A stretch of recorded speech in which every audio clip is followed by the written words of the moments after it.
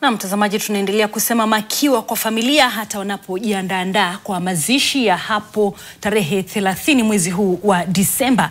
Hebu tuelekee West Pokot tuone kuna nini, na ni kwamba mila potovu ambazo zilipitwa na wakati, kukosa elimu na rasilimali zimetajwa kama vizingiti kwa wakazi wengi katika kaunti ya Pokot Magharibi, kukosa kutoka walikozaliwa na kutembelea maeneo mengine nchini. Rael Chepkonko almaarufu kama Cherop, mkazi wa mji wa Kapenguria, ni mmoja wa wakazi ambao amewashangaza Wakenya kuwa hajawahi kuondoka katika mji wa Kapenguria na hajawahi kufika kwenye miji mikuu nchini, ukiwemo mji wa karibu wa Kitale tangu azaliwe. Inaarifiwa kuwa mumewe hutembea peke yake. Mwanahabari wetu Oscar Kakai wa Masega alimtembelea mama Cherop katika boma lake mjini Kapenguria na kutuandalia taarifa hii.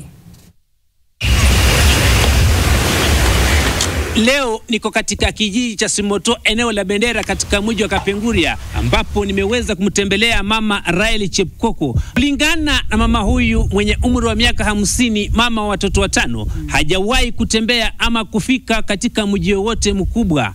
Anasema kuwa hajawahi kufika hata mji wa karibu wa Kitale katika kaunti ya Trans Nzoia. Kianga tu Nairobi, Mombasa, Eldoret, Nakuru, sijaifika huko. Nasikianga tu magari zinapangana barabara, zinapetana ene, zinapetana ya kutoka juu 2, chini 2, sijaiona. Sijawahi, sina pesa yenye naenda kwa sababu nitaendaje?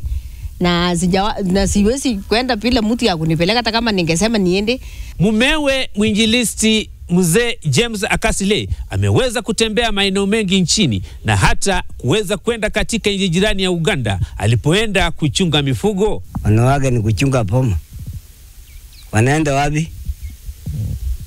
Hakuna usiku wanawake tunaenda naye. Kazi ya ng'ombe, kazi ya wanawake ni kazi ya kuchunga boma.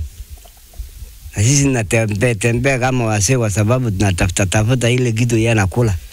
Vilevile wawili hawa hawakupata nafasi ya kusoma. Hii ni kutokana na hali ya maskini baada ya wazazi wao kuaga dunia wakiwa wadogo. Si kusoma, maana baba yangu alikufa kama ameacha ndugu yangu ambaye ananifuata akiwa na miaka 3. Alafu ule mwingine alikuwa na miezi 9.